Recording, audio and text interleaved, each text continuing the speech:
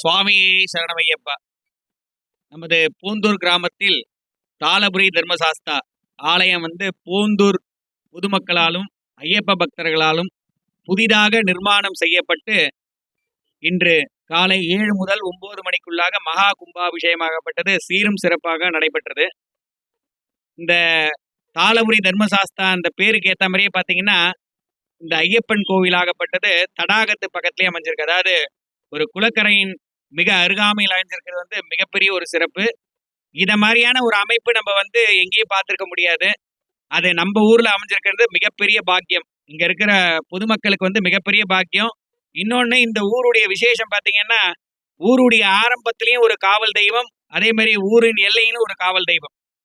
எவ்வளவு ஒரு விசேஷம் பாருங்க. முதல்ல ஐயப்பன், அந்த பக்கம் பார்த்தீங்கன்னா மதுரை வீரன் சாமி. இதுக்கு இடையில பார்த்தீங்கன்னா அனைத்து தெய்வங்கள், அதாவது சைவம் வைஷ்ணவத்துக்கு உகந்தா மாதிரி அனைத்து தெய்வங்களும் நம்ம பூந்தூர் கிராமத்துல அமைஞ்சிருக்கிறது மிகப்பெரிய சிறப்பு. இன்னொன்னு, இந்த ஐயப்பன் ஆகப்பட்டவர் பாத்தீங்கன்னா குழந்தை சுரூபமா இருக்காரு. அவருடைய முகத்தை பாத்தீங்கன்னா ஒரு குழந்தை சிரிச்சிருந்தா எப்படி இருக்குமோ அத மாதிரி ஒரு அமைப்பு அமைஞ்சிருக்கு. இத மாதிரியான ஒரு ஐயப்பன் திருமேனி நம்ம சபரிமலைக்கு அப்புறம் இங்கதான் பாக்குறோம். அது ஒரு மிகப்பெரிய ஒரு சிறப்பு. இந்த ஆலயத்தை நம்ம வழிபாடு பண்ணனா கண்டிப்பா இந்த குழந்தை பேர் இல்லாத பக்தர்களுக்கு நிதர்சனமாக நிச்சயமாக குழந்தை பேரு பிறக்கும்ன்றது நம்பிக்கை. அதனால அனைவரும் இந்த ஐயப்பனை தரிசனம் பண்ணி வாழ்வில் பெருவாழ்வு பெறுமாறு கேட்டுக்கொள்ளும். சுவாமியே சரணமையப்பா.